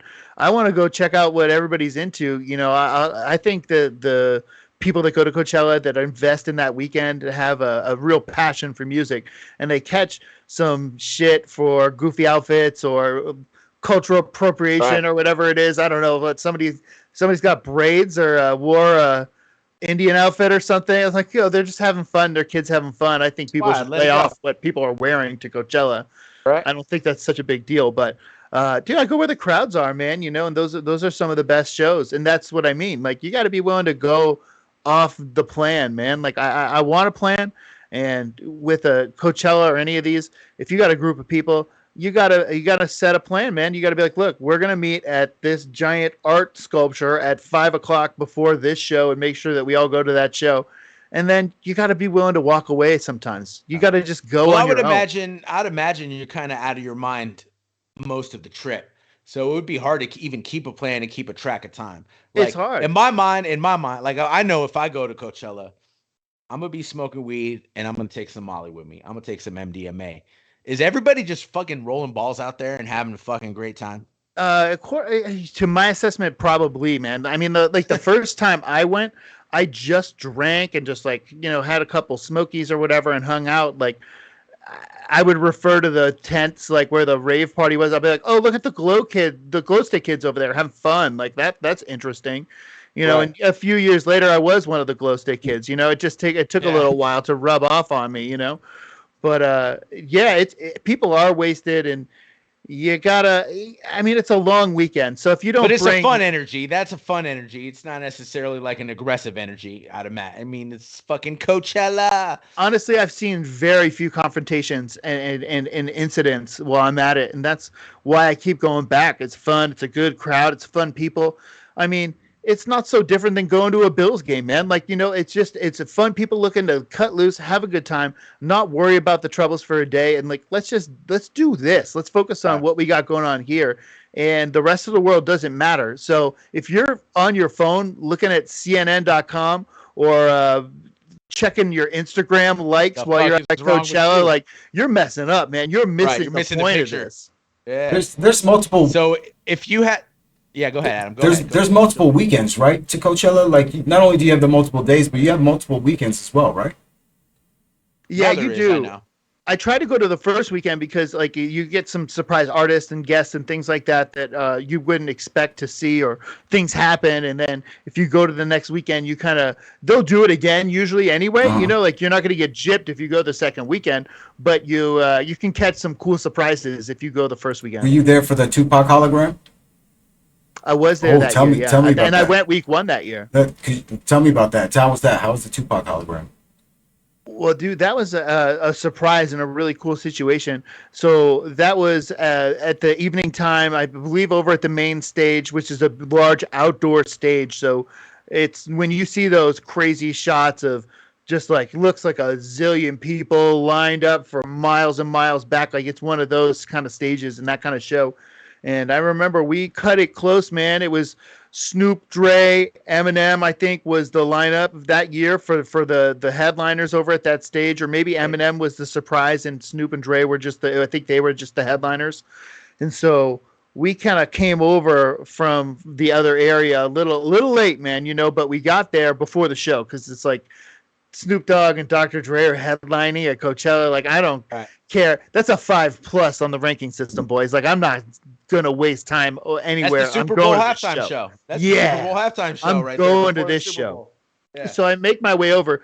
But the thing is some dopes have been sitting there for 2 hours wanting to be up front for this show, which I will never wait at Coachella for another show when I could be at some other show. Another show. doing it. You know what I mean? Right. And make sense, yeah. luckily, I'm with T. She's plowing through the crowd, like no problem getting close to the stage.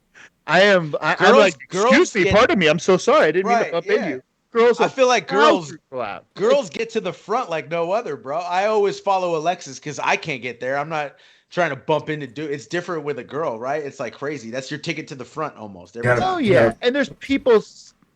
Yeah, dude. And there's people sitting in circles having powwows in the middle. Like, you Right. can't see this coming when it's dark out and you're walking through a crowd of thousands of people. But we got up there, the show kicked off, and when that hologram came out, man, it was a trip, man. It was incredibly three-dimensional. I just remember that because we weren't looking directly at the front of the stage. We're off to the side and watching this thing dance around, climb around.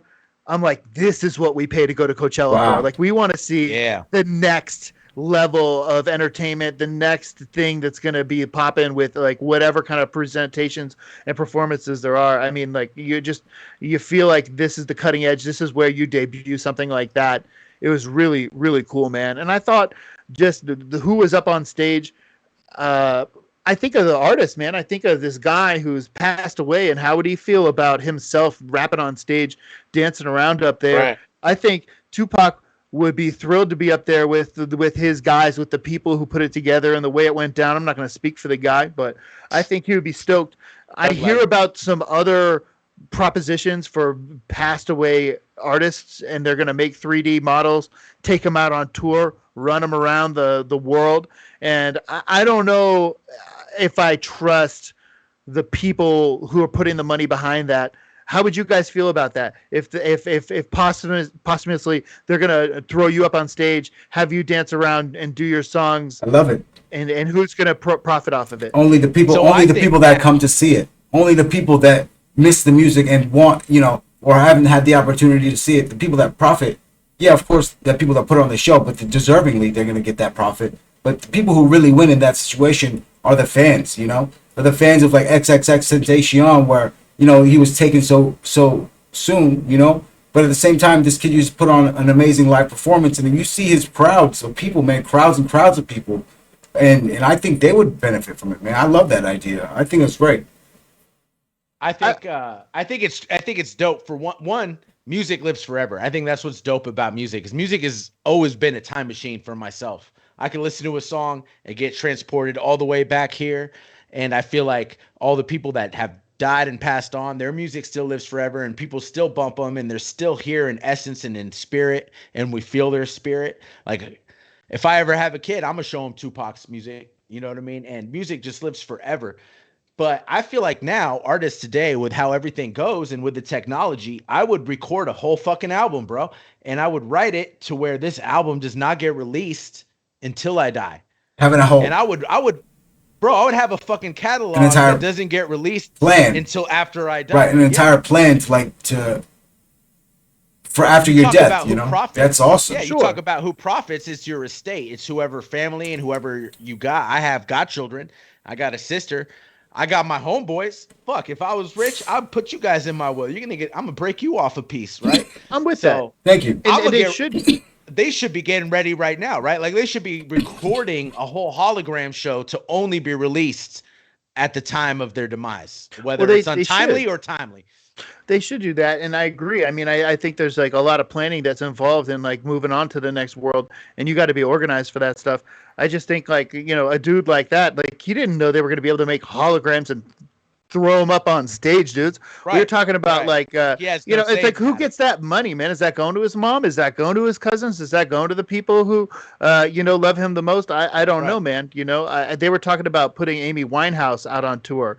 Yeah, And I don't know yeah. if you guys watched that documentary on her, that movie Amy, but See, that movie was dark, man. And to think that they're gonna put her out on stage and have her running around like a ghost doing right, concerts, and who gets that money, man? I don't know, man. I right. don't trust that sort of thing. So I think if you plan it, that's cool. But if not, I don't Nowadays see you why should. people should be able to throw you up on stage like that. I totally agree with that. I mean, rappers, especially with the fucking profession you're in and what you see, they should prepare for that. Like they should have. I think they're stupid if they don't. To be honest, if I'm a rapper right now and I'm a platinum selling rapper, I'm thinking in these ways. I'm thinking like, okay, like look at what happened with Nipsey. or Juice World. When people die, their fucking catalog skyrockets and their streams skyrocket. And a lot of these people got families you leave behind. So I would have like fucking albums on. I would have at least like 3 albums done that I'm not even going to release. And if you think about it, they don't even have to be that good, right? Because now you're dead. People are going to love you. They're going to No, stream but your shit. if you need a hit, You don't even have to. You need a hit. You do need to like a single, but you don't even need to put like your best quality forth as long as you're just putting something. but Fucking that's not Tupac the way. was dropping That's albums. not the way Tupac artists. dropped like 5 albums. That's After not the way artists make music, though, man. I feel like when they go out set to make something, it's not something that they like. Oh well, it just has to be half-assed or whatever. It's not like that. But no, you're right. You're right about that. But what if they actually made music thinking about their afterlife? Which I think some How of them deep do. is that? Some of them do. Like if you're actually, yeah, I would imagine. I mean, I would imagine they're writing their songs and their music thinking it's timeless. But what if you wrote a song knowing that it's only going to be heard after you're dead? What if you wrote an album that way? That's fucking crazy ass shit, man. I agree, man. Right? It's like kind of like that Wu-Tang album that they recorded that they sold to one Yeah. person for like. Fucking Shkreli, Yeah, Martin Martin Shkreli. something. The government sees it though. Now the government has it. Wait, what? Yeah, the government I sees. didn't hear yeah, that part of the story. What so, happened? So you know he went to prison, right? Wu-Tang is for the children. So he went to prison and they took the fucking album from him, and now the government has it. And I think they just sold it at auction. I think I'm not too sure, but I know for a fact that he went to prison. He's in prison now, and now the government has it. And he was trying to get it out on some COVID shit, saying like, oh, you know, COVID, but they're like, no, yeah, they're like, I no. need to get out of prison. Yeah, you know why? That's You know why he went to wild. prison, right? Because he No, I don't. oh, because he's he owns a medical company. He owns like pharma or some like one of those medical like fucking pharmaceutical companies. Yeah, he's and- like some big farm. right. Yeah, all those companies are dirty. And he raised the price of like AIDS and cancer. Diabetes, and insulin, it was cancer. It was insulin. cancer medicine like 400%. You know, just to like Oh, gross. yeah, just Scumbag. yeah. So, but Dude, that is the most egregious crime. yeah, I mean Martin Shkreli. I mean he's pretty outrageous character on the internet. He's you know, like he's made videos of himself like in a ski mask and holding a gun and like having like some thug with him, you know, and just kind of he tries to be very street, you know.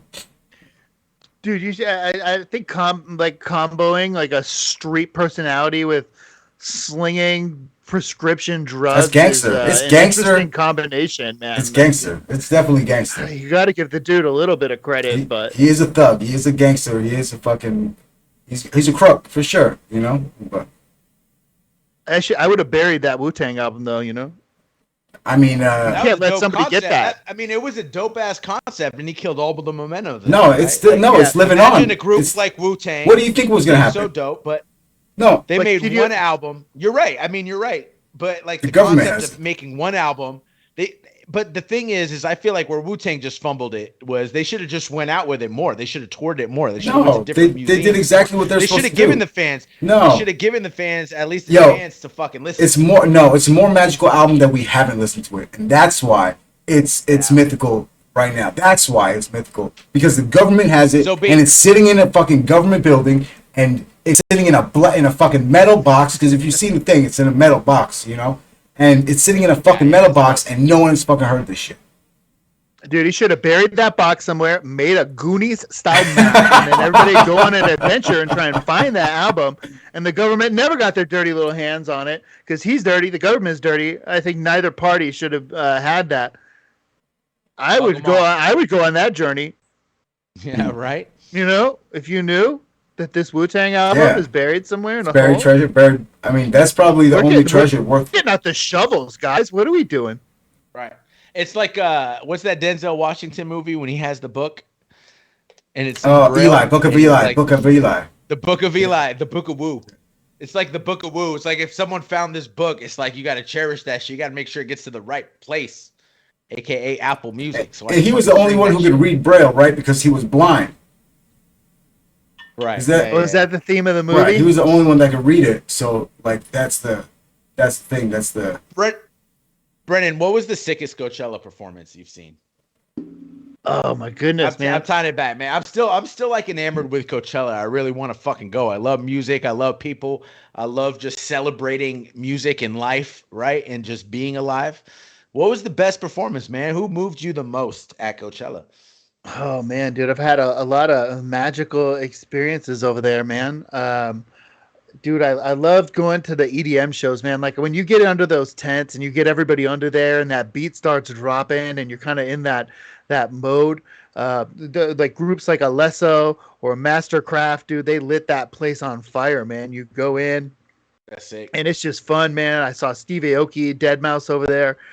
These kinds of performances, like for whatever reason, that electronic dance music gets into my soul, man. And I got to It's boogie hot. and have some fun, but that bass starts going, and they've I just identified some sounds that really resonate in your body, and Did you you see could be Daft Punk? drinking water there, you know, and you're gonna have Right. a religious experience. Like that's how good they got Fuck it yeah. dialed in. Have you Uh, seen Daft Punk? so I have seen Daft Punk before.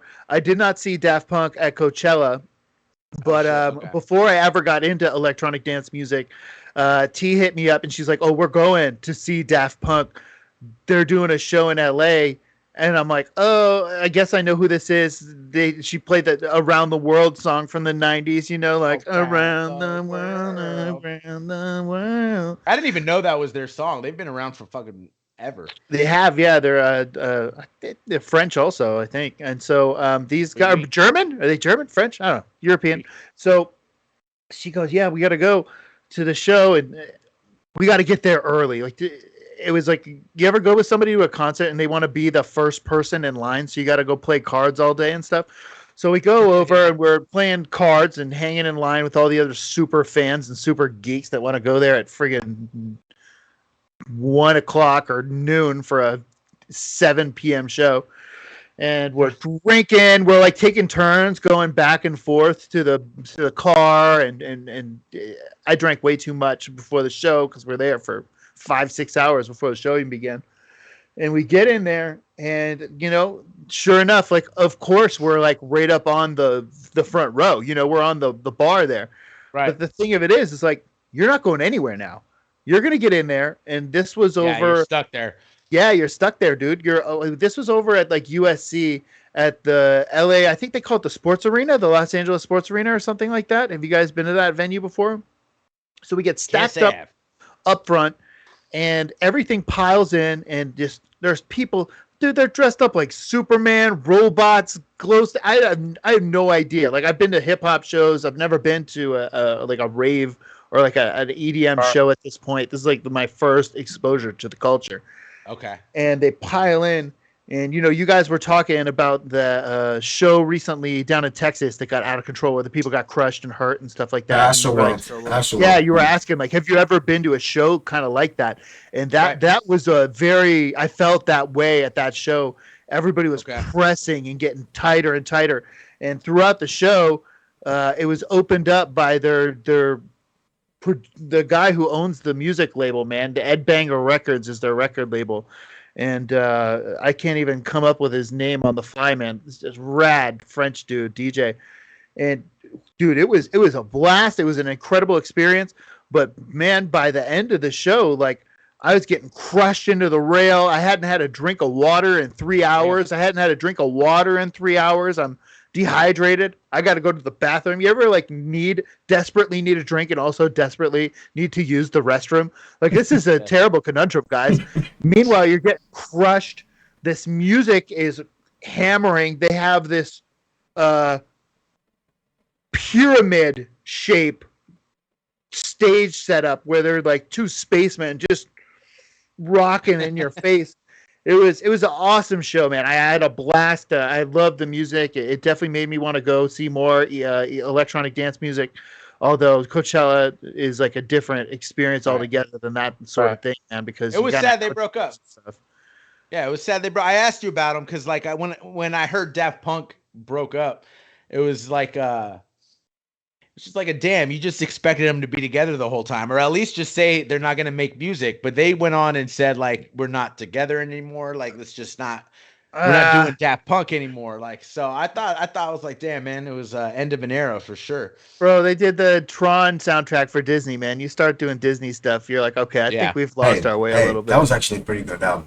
Actually, I do remember. It was a good album. Yo, Brendan, So B, if you had a mentor, if you had a DJ mentor, who would you want to mentor you as a DJ?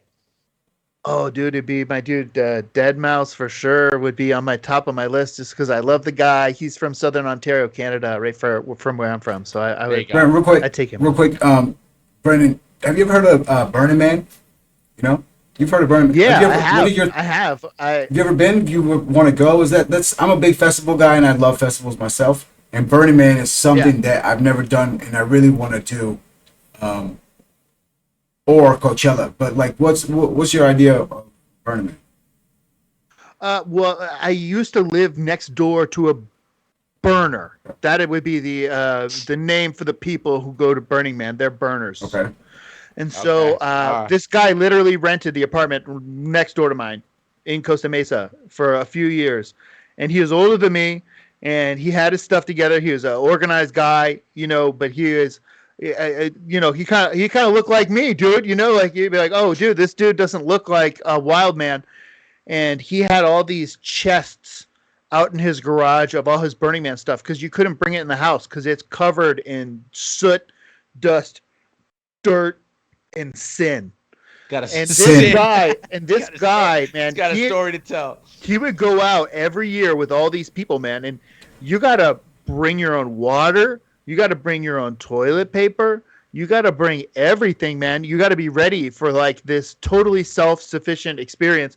And my dad keeps telling me that he wants to go to Burning Man, and I'm like, dude, you have no idea what you're talking about.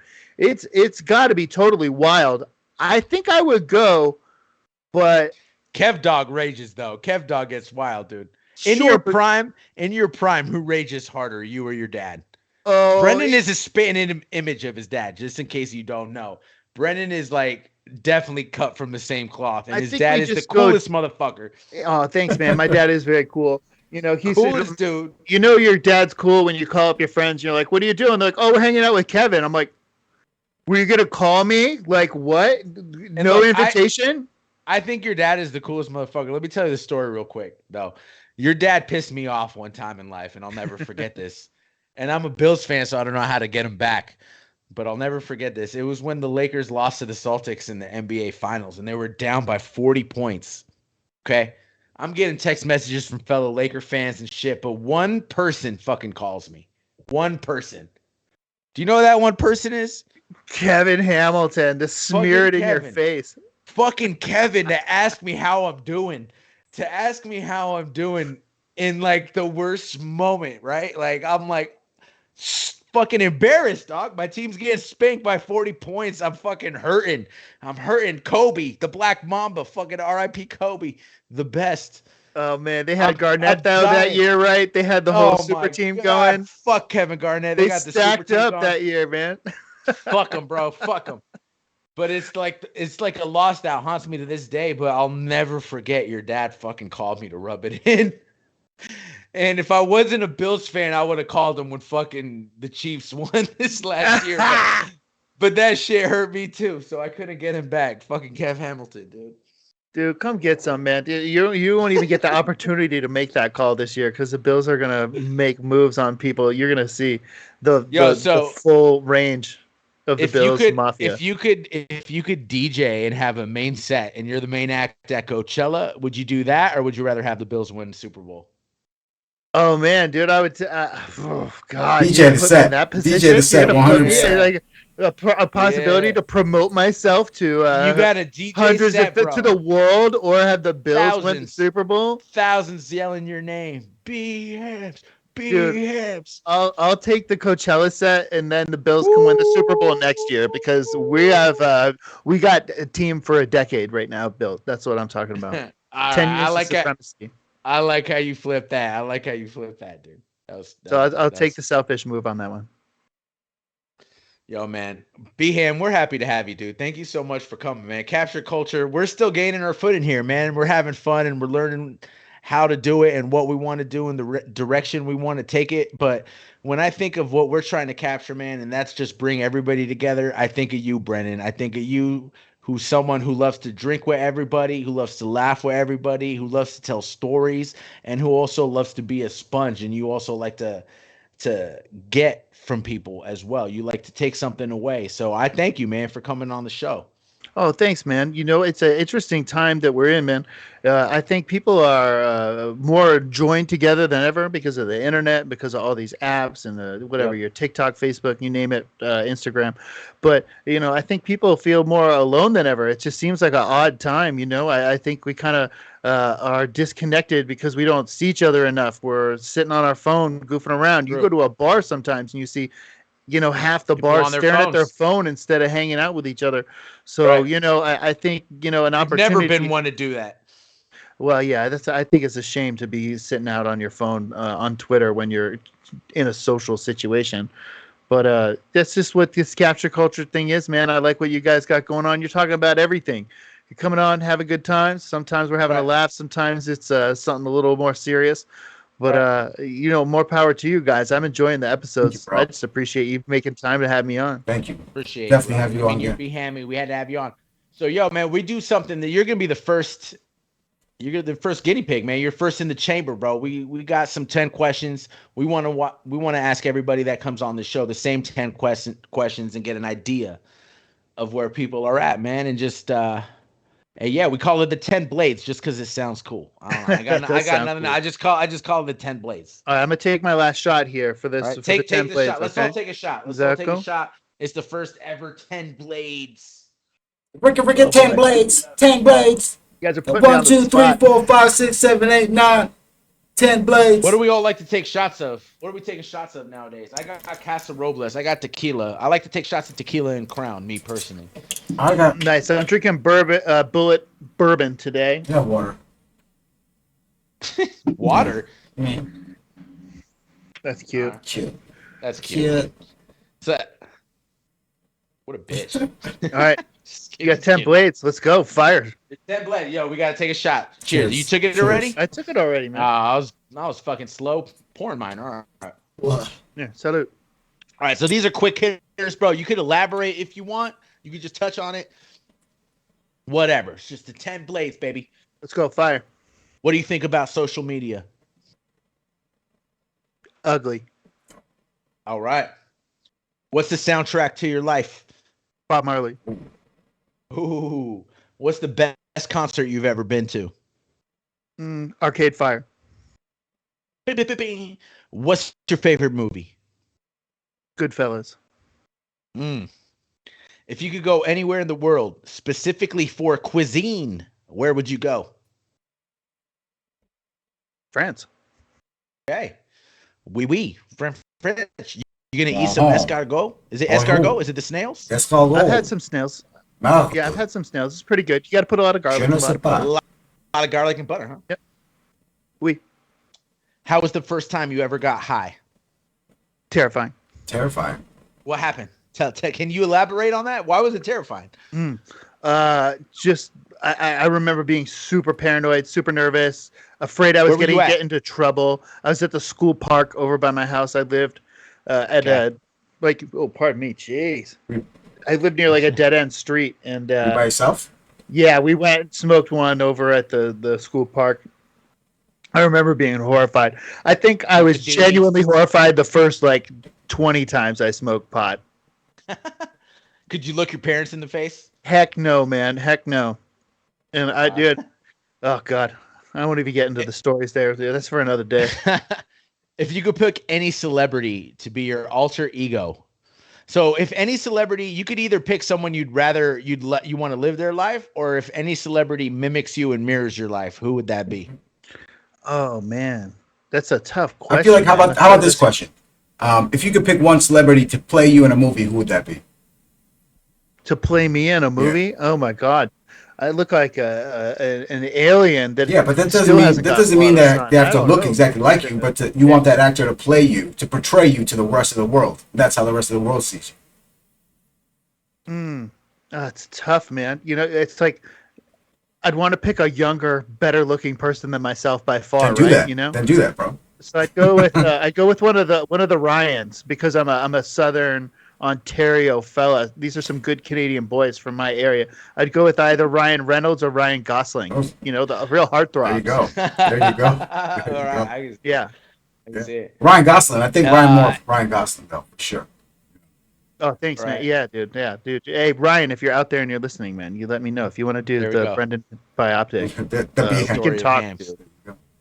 Getting hammered. That's what it'll be called. Getting hammered. Yeah. That's good.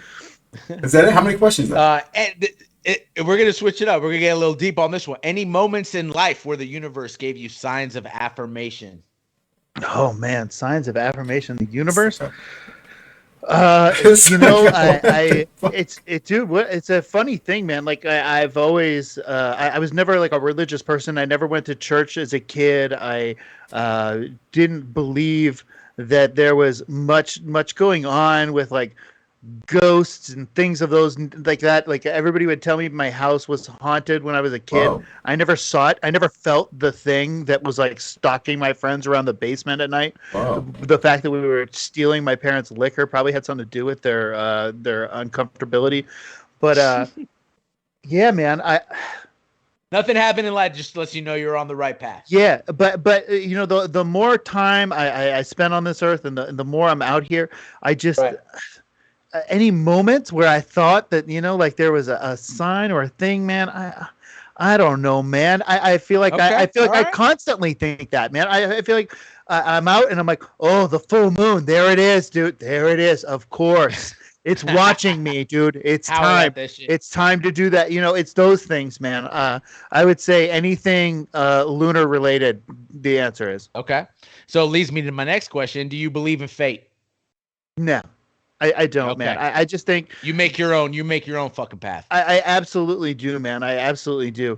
And I make it a point to make it a path that is difficult to follow. Let me get one of these questions. Let me get one of these I like it, blades. dude. Let me get one blade. I got one Let me last get the one. I last got blade. Let me last get the one last blade. Yeah, Let me get the Blades last. are Let set. me get. The Let blades me are get the set. last blade. The Let blades me are get the last set. blade. The blades are set.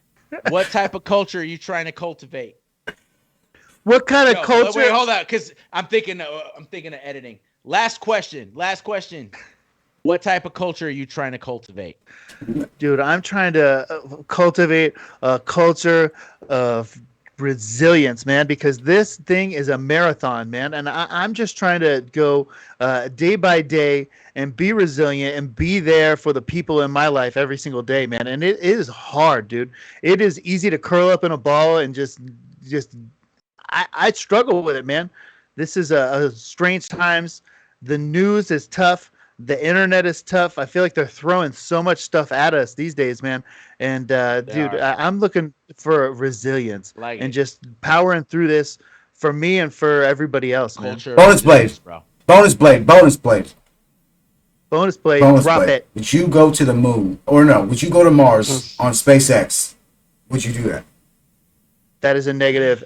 I will go down with the ship. If the whole thing is going down and they're like, Brennan, we have one more life safety pod to shoot you to Mars, I'm going down with the ship, buddy. Brennan Okay. has always said too that if there was a fountain of youth, you would drink it. Like if you could live forever, Yeah, Brennan, right? I You'd live would. forever, would you?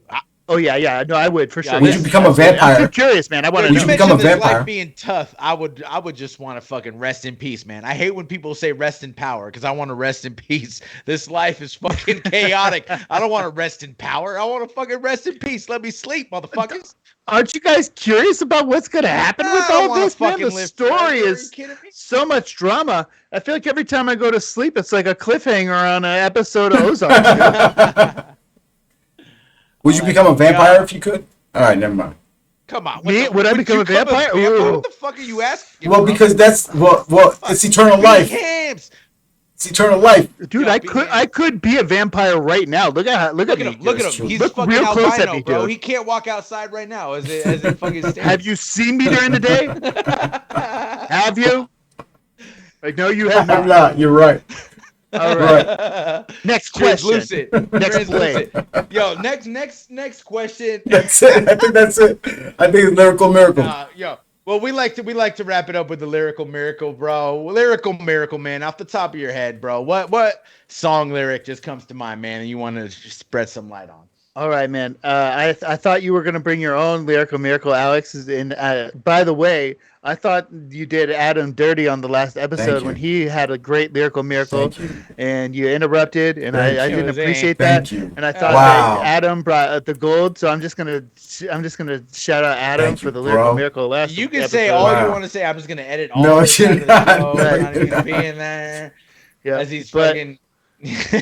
dude, the lyrical miracle for this week is you can fake for the fame, but shame on your disguise. Cut up in your ways, you'll never get by. We hold our heads up high, chin up to the sky. At least we didn't live our lives as a lie. Man, well, who's There it that? is, dude, from the book of. Go From ahead. Book of. Dude, that is me and Alex right there Hey, on our only track that we ever wrote. Let's say it Bridge again. What Building. was it again? Let's get it Hey. again. You can fake for the fame, but But shame shame. on your disguise. Caught up in your ways, you'll never get by. We hold our heads up high, chin up to the sky. At At least least we didn't live our lives as a lie. as a lie. Much love. And dude, this is just about being truthful, man. And it's hard, man. Be you. I get caught up in like the Brendan self all the time, man. You know, we all play our little role in life. And so Yep. I think the more we can Yep. break away from playing that role, that little like character that we've created for ourselves, and just be a little more authentic, a little more genuine, a There little it is. more in the moment, you know, and stop thinking about what Brendan would say and just say what it is I want to say. That's the lyric, man. That's the lyrical right there. That's the miracle of life, brothers. All right. I'll cheers you to Cheers. that, bro. Great way to fucking end it. Much right love, there. Brennan. Nothing Cheers. else to say after that. Much love. Capture culture. Peace. Thank you for listening in. B Ham, thanks again, brother. I'll be listening. Bills Mafia.